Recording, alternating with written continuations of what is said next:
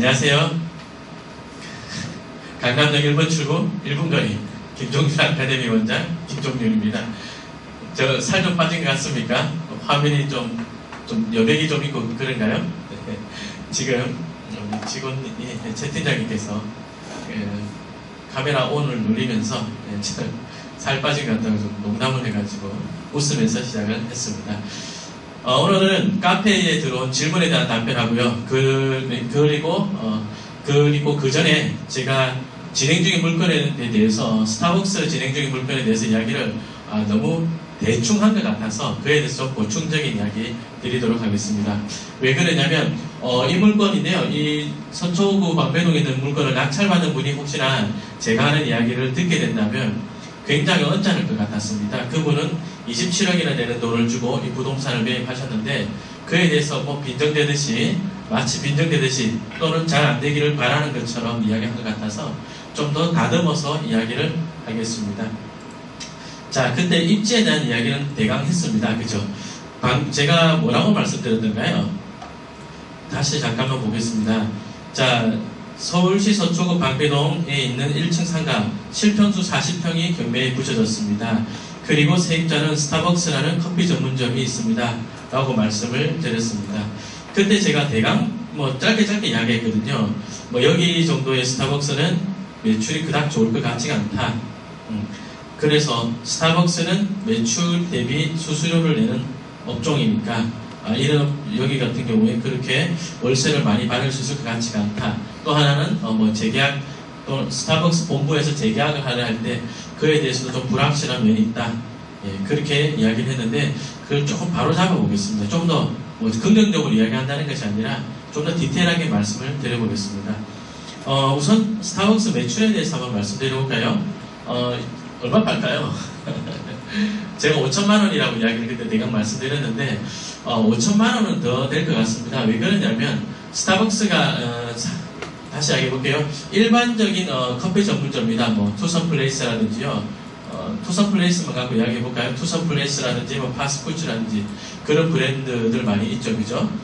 그런 파스쿠치 같은 브랜드들이 한 40, 50여 매장에 투썸플레이스에 들어갔을 때 제가 그쪽 커피 담당 개발 담당들하고 이야기를 해보니까 자기네들 평균 매출 수준이 한 4천만 원 초반대였습니다. 지금 여기도 평균 이상 그렇게 보면 평균적인 입지 정도는 되는데 스타벅스는 그보다 매출이 훨씬 더 좋습니다. 1.5배는 충분히 나옵니다. 제가 볼 때는 스타벅스 제대로 매출을 찍어봐라. 예상치를 찍어봐라. 7천만 원 정도 되지 않을까. 예. 우선 제가 지난 시간에 5천만 원이라고 이야기했는데 그 점에서 5천이 아니라 7천 정도는 할 것 같다. 7천에서 7,500만 원 정도가 되지 않을까 하는 것이 저의 예상입니다. 7천에서 8천 사이, 7,500 그 정도 할 것 같다가 저의 예상치입니다. 자, 그렇다면 임대료는 얼마나 받을 것이냐? 이게 지금 이제 좀 여기서 디테일하게 더 들어가 보려고 하는 건데요. 주식회사 스타벅스 코리아가 전세권 설정을 2010년 12월 15일 날 했습니다. 존속기간이 2017년 돼 있죠. 그러면 이게 존속기간이 끝났다는 뜻이니까 어쩌면 스타벅스가 임대인하고 재계약을 한 시점이 오해영 외에 2명이라고 되어 있는데 이분들과 스타벅스가 임차에 대한 재계약을 해야 될 시점이 곧 도래하지 않을까 그렇게 생각합니다.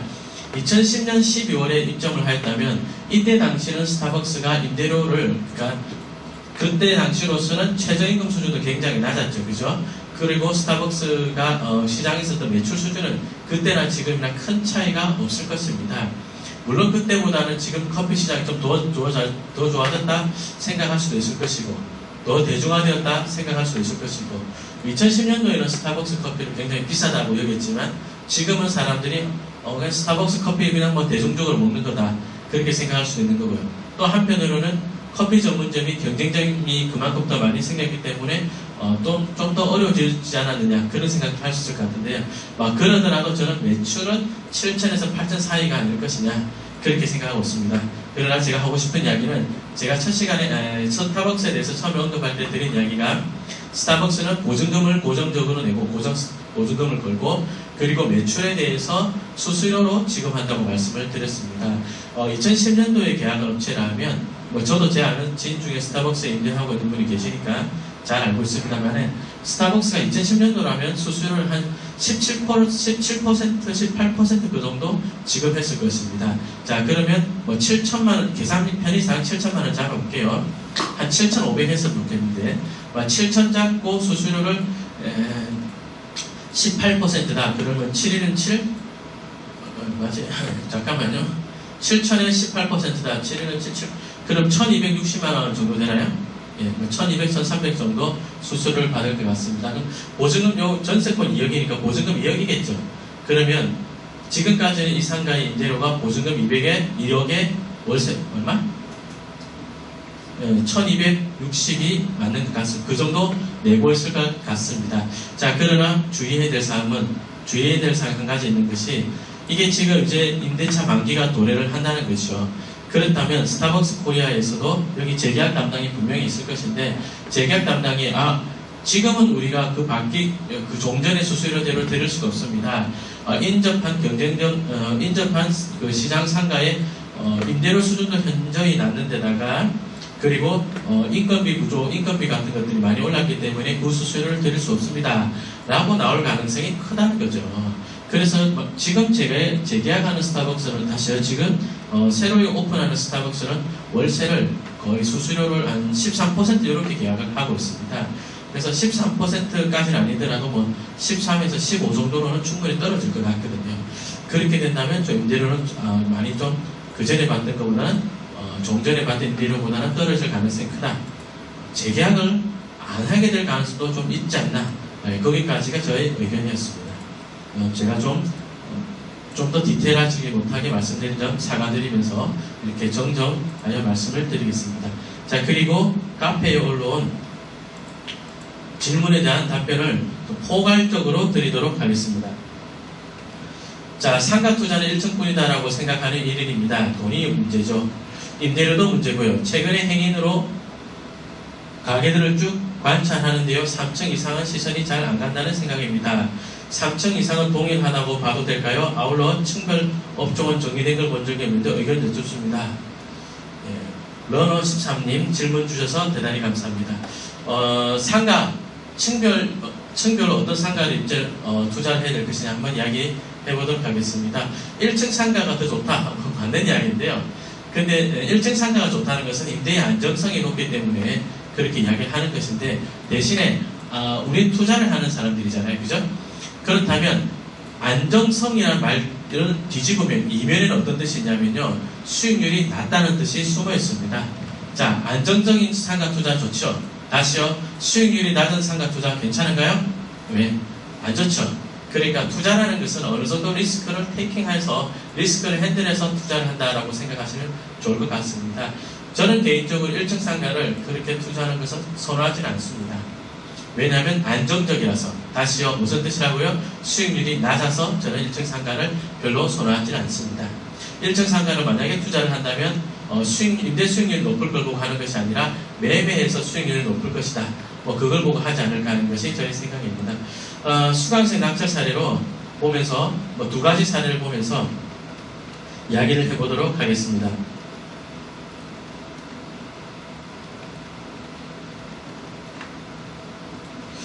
우선 이 페이지 좀 잠깐 이야기하고 넘어갈게요. 이론적인 이야기를 좀 설명을 드린 다음에 질문에 대해서 답변을 사례로 충분히 드릴 수 있도록 하겠습니다. 우선 1층이 선호하는 업종이 있고요. 그리고 2층 이상을 선호하는 업종들이 딱 구분되어 있죠. 그죠? 그리고 그 중간에 왔다 갔다 가급적이면 1층이 좋은데 임대료가 비싸다 우리 2층까지도 가겠다. 그런 업종들도 있습니다. 그죠? 자, 한번 이야기해 볼게요. 1층을 선호하는 업종들이 뭐 마트라든지 부동산 중개업소, 세탁소, 주점, 커피 전문점, 프랜차이즈 식당들도요. 요즘에 굉장히 1층을 선호합니다. 그 전에 뭐 놀부 부대찌개 이런 업종들이 2층에 많이 올라갔죠. 그런 점포들이 매출이 요즘에 굉장히 안 나오고 있습니다. 그래서 프랜차이즈점들도요. 식당을 거의 다 1층으로 내리는 추세에 있고 커피 전문점도 마찬가지입니다.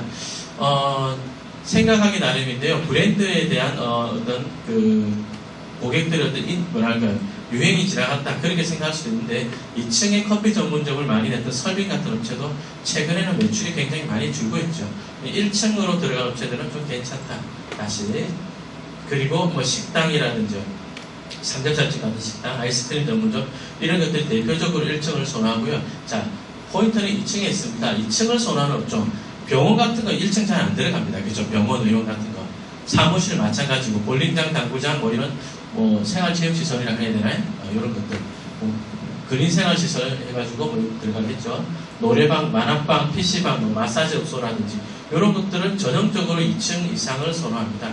자, 그렇다면 상가 투자를 해야 될 때 1층을 살까요? 2층을 살까요? 입지마다 다릅니다. 자, 여러분이 입지를 보시고 이와 같은 2층을 선호하는 업종들이 선호할 입지다. 그럴 때는 굳이 1층을 고집하지 말고 2층을 투자하는 것이 수익률이 더 좋을 수 있습니다. 어떤 이야기냐면요. 2층 상가는 일단 1층보다는 싸겠죠. 1층보다 싼데 시간이 갈수록 이런 업종들이 선호한 입지다. 그랬을 때 2층이 더 높은 금액의 임대가 됩니다. 제가 실제로 그 신도시 매출지대라는 상가 특강을 할 때 입지 좋은 자리에 1층 상가를 투자하지 마라 또는 투자하기 어렵다 그런 이야기를 많이 하거든요. 왜냐하면 1입지의 1층 상가는 이미 분양이 되었거나 높은 금액에 돈이 안 맞다는 거죠. 높은 금액에 분양을 하기 때문에 그럴 때는 자 이게 중요한 이야기입니다. 그럴 때는 옆자리 다시요 1입지가 아닌 2등급 3등급 자리에 1층을 사지 말고요. 또 1등급 자리에 3층 4층을 투자하시라 제가 그렇게 말씀드렸거든요. 그건 지나간 신도시 상가를 분석을 해보니까 그 같은 현상이 두드러졌습니다. 자, 다음에 좀 법률적인 이야기 조금 더 해볼까요? 제가 유튜브 강의로는 가급적인 법률 이야기 안 쓰려고 하는데 미관지구 어렵죠, 그죠? 그런 말 안 쓰겠습니다. 그냥 대부분의 지자체에서요. 자, 우리가 간판을 달 때 벽에다가 세로로 붙이는 돌출 간판이 있죠. 그리고 전면에 붙이는 전면 간판이 있습니다. 두 가지요. 다시 자, 점포 이를테면 1층 상가다. 1층 상가 위에 출입문 위에 이렇게 가로로 붙이는 거 있죠. 예, 가로로 붙이는 거는 전면 간판이 있고요. 그리고 2층 상가들을 보면 이렇게 전면 간판 붙이죠. 그리고 고층 상가일수록 가보면 전면 간판보다 벽에 세로로 붙이는 돌출 간판을 많이 붙이고 있습니다. 자, 대부분의 지자체에서는요, 요즘에 이 간판에 대한 규제가 많이 강화되고 있는데, 어떻게 강화되고 있느냐. 자, 신규로 간판을 단다. 그러면 보통 거의 모든 지자체에서 그렇습니다. 3층까지는 전면 간판을 허락합니다. 4층부터는 전면 간판을 허락하지 않고요. 4층부터는 돌출 간판을 달게 합니다. 또는 3층이라고 제한을 두기보다는 건물 높이로 12층까지만 전면 간판을 달게끔 한다. 이런 규정을 갖고 있는 데도 있습니다. 자, 그렇다면 그 회원님께서 질문 주신 것이 3층 이상은 시선이 잘 안 간다라고 생각을 하신다 하셨는데요. 이게 꼭 이렇게 단정을 지어버리면 안 되죠. 그래서 뭐 저는 개인적으로 이런 특징이 있기 때문에 자, 3층 상가를 살까요? 4층 상가를 살까요? 또는 2층 할까요? 3층 할까요? 질문들을 보면 당연히 3층 상가보다는 2층 상가가 더 좋을 것 같습니다. 그죠? 자, 그러나 그건 상식이고요. 그러나 3층 상가보다는 2층 상가가 훨씬 비쌀 수도 있겠죠. 그렇다면 굳이 비싼데 2층이나 3층이나 둘 다 1층이 아니란 말이에요. 그렇다면 비싼 돈 주고 3층을 하는 것보다는 죄송합니다. 비싼 돈 주고 2층 하는 것보다는 3층을 하는 게 더 나을 수도 있고요. 좀 더 나아가서 이야기해보자면 4층은 전면 간판을 달 수가 없겠죠. 그렇다면 좀 더 싸다고 해서 4층 가는 것보다 3층으로 내려오는 것이 전면 간판을 달 수 있기 때문에 더 유리할 수도 있겠습니다. 자, 그러면 이에 해당되는 사례를 두 가지를 다 보여드리도록 하겠습니다.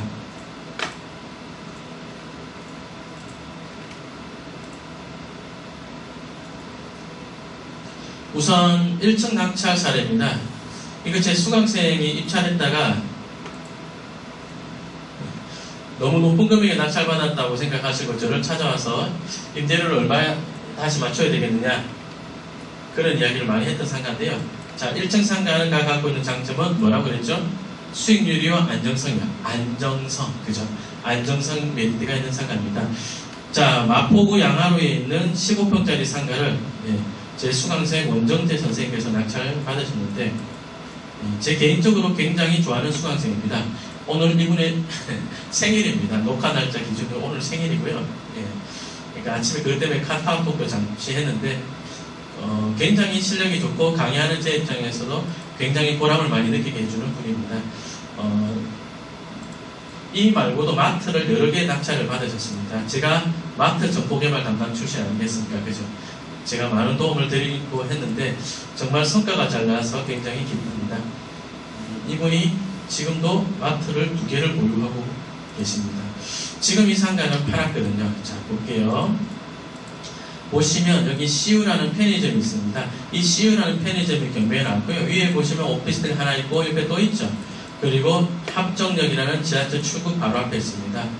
자, 이 CU라는 편의점 매출은 얼마나 나올까요? 예. 자, 바로 옆에 오피스텔 건물이 더 큰 게 하나 있습니다. 이게 경매 물건이 속한 건물이 왼쪽 건물이고요. 오른쪽에 오피스텔 건물이 더 큰 게 있는데 거기는 1층에 죄송하게도 마음 아프게도 경쟁점인 세븐일레븐이라는 편의점이 입점해 있습니다. 즉, 이 우측에 있는 더 큰 오피스텔 세입자들은요, 거의 다 세븐일레븐에서 구매를 하지, 경매에 나와 있는 이 물건에서 구매를 할 것 같지는 않습니다. 사진 용지를 보시면 오피스텔 1층 상가의 1층 입구에 이쪽 상가입니다. 그때 그리고 이 낙찰 받고 나서 여러 가지 상담을 하면서 고민을 많이 했었는데, 자, 이게 지금 15평짜리 상가입니다. 어떻게 할 것이냐, 분할을 해가지고 일부 10평을 편의점을 주고 5평에 대해서 부동산 중개업소를 줘서 수익률을 극대화할 것이냐, 아니면 CU라는 그 전에 패밀리마트였거든요, 이게. 네. CU에다가 임대료를 좀 더 높여서 받을 것이냐, 그에 대한 고민이 굉장히 많이 있었습니다.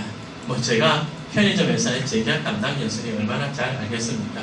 그죠? 이제, 요게 본부에서 직영을 하는 경우도, 본부에서 임차를 해서 위탁 가맹을 하는 형태도 있고요. 아니면 본부가 직영으로 임차를 해서 직영으로 운영하는 경우도 있고, 아니면 가맹점주가 점포를 얻어서 가맹점주가 직접 임차료를 다 내면서 운영하는 경우도 있는데, 자, 입지에마다 다 다르지만요, 주변에 일반적인 경우에 주변의 시세가 300, 400만원 정도로 임대료는 높은 편인데 매출은 그에 따르지 않을 경우, 그런 경우는 순수 가맹으로 편의점이 가맹점을 내게 되면 가맹점주는 월세 내고나면 수익을 가져갈 수 있는 게 전혀 없게 됩니다.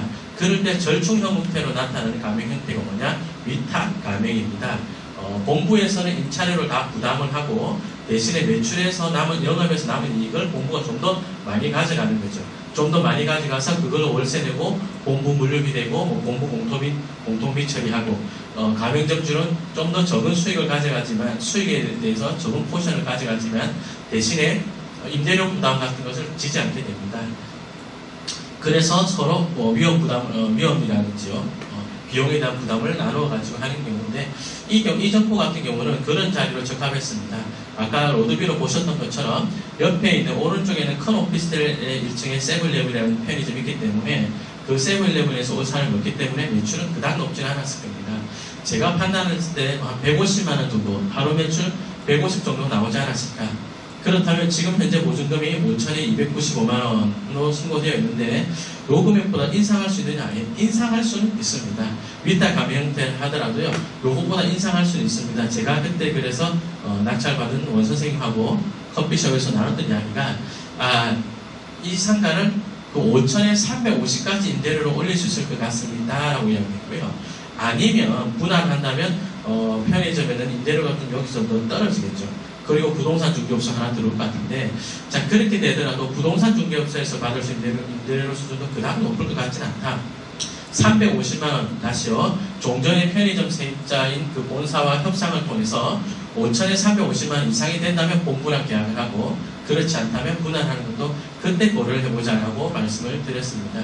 그런데 본부랑 이야기가 잘 돼가지고 350만원 좀 더 상이하게 임대를 했습니다. 자, 다시 낙찰가를 보시죠.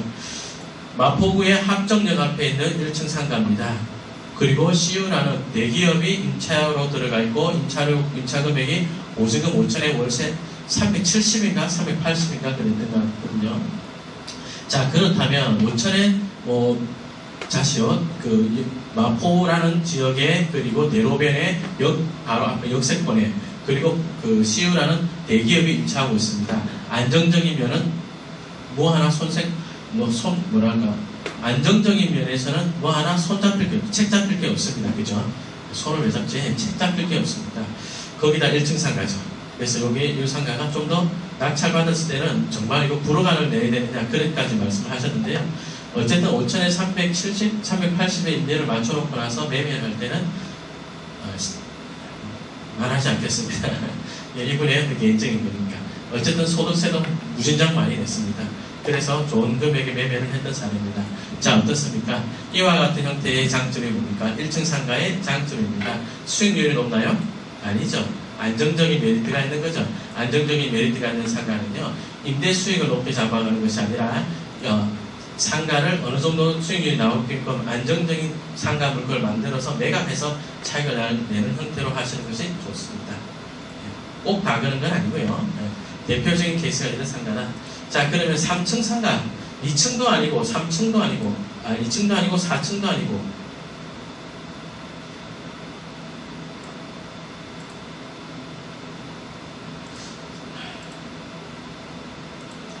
3층을 낙찰받아서 수익을 낸 사례를 한번 보여드리겠습니다. 1층도 입찰했는데 1층은 2등 했고요. 3층 물건 바로 보겠습니다.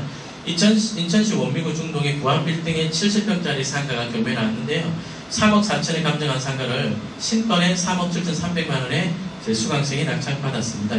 지금 이거 낙찰받은 분하고 동천의 마포의 그 물건 낙찰받은 분하고 또 아주 친합니다. 같이 수업받고 같이 봉고차 타고 답사 다니고 그랬던 분들입니다. 자, 이준표 선생님 낙찰받은 물건 한번 보겠습니다. 얼핏 보자면 3억 4천에 감정한 상가를 어쩌자고 3억 7천에, 그것도 3층짜리 상가를 높은 금액에 낙찰받았다 이렇게 생각하실 수도 있겠는데요. 자, 지도로 보자면 지금 여기가 물건 입지입니다. 물건 입지인데, 자, 여기서 이런 자리 임대를 한다면 어떤 업종의 장사가 잘 될까요? 안쪽에는 유효 수요가 다세대 주택 빌라 지역의 동선이 이런 특징이 있는데, 보세요. 아파트는 출입구로 사람들이 나온단 말이죠. 그죠? 이렇게. 그래서 세대수가 많아도 동선이 일정한 패턴을 가집니다.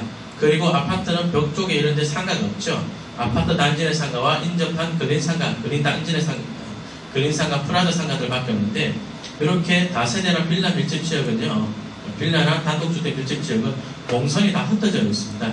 안쪽에서 상가를 하려면 유효 수요가 많이 뭉쳐지지 않은 단점이 있죠. 그러다 보면 이런 대로변에서 2000세대 업종들이 장사가 잘 됩니다. 자, 2000세대 업종은 어떤 것들이 있나요? 1층에 식당 같은 것도 되고, 유명식, 프랜차이즈 식당들도 이런 자리를 선호하고요. 또, 아까 잠깐만 더 볼까요? 2층에서 선호하는 게 병원, 의원, 학원, 사무실, 볼링장, 당구장, 노래방, PC방, 마사지 이게 있죠. 자, 다시 해보겠습니다. 그런 업종에 임대를 하면 좋지 않을까요? 라고 하고 낙찰을 받았습니다. 세입자가 맞춰져 있거나 그런 것은 전혀 아니고요. 입찰했을 때도 보면 이 학원이 거의 썩어 있었습니다. 인테리어 엄청 다 낡아가지고 누가 보더라도 곧 나갈 것 같은 점포였습니다. 아니나 달라 낙찰받고 이 점포가 여기 있는 학원 기존의 세입자는 나갔고요. 그리고 나서 시간이 한 달 정도 기다렸다가 세입자를 다시 맞췄는데 보증금 3천에 월세 250만 원에 PC방이 들어왔습니다. 그래서 이 상가는 3억 7천에 낙찰받았는데 보증금 3천에 월세 250만 원에 임대를 했죠. 그러면 성과가 괜찮죠. 그죠? 3천에 250 정도다. 그러면 나중에 매매를 한다면 수익률도 꽤 괜찮게 나올 것입니다. 매매도 괜찮을 것이고, 수익률은 임대하는 동안에도 괜찮죠. 제가 알고 있기로 대출 3억 정도 받았던 걸로 기억을 하는데요. 화면이 잘 보이지가 않으니까 노드비를 과거로 돌려서 이야기해 보겠습니다. 자, 보시면 1층이 뼈다귀집, 2층이 PC방, 3층이 캠프 어쩌고저쩌고 있고, 그 위로는 전면 간판이 있죠. 요거는 오기광고물이라고 해서 이거 유리면에다가 이제 요거 전면 간판을 달지 못하니까 유리면에다 이런 걸 붙였는데요. 이런 것들은 아마 불법이지 않을까 싶습니다. 자, 그러니 지금 전면 간판 달 수 있는 게 1, 2, 3층까지죠. 4층부터는 안 되죠. 기존의 세입자들이 나가게 된다면 전면 간판을 달 수 있는 이점이 있는 것은 1, 2, 3층까지밖에 되지 않습니다. 그렇기 때문에 2층은 비쌀 것이고 3층하고 3, 4층이 비슷하게 가겠지만 전면 간판을 달 수 있는 이점이 있으니까 3층을 하는 게 어떻겠습니까? 라고 제가 제안을 했고요.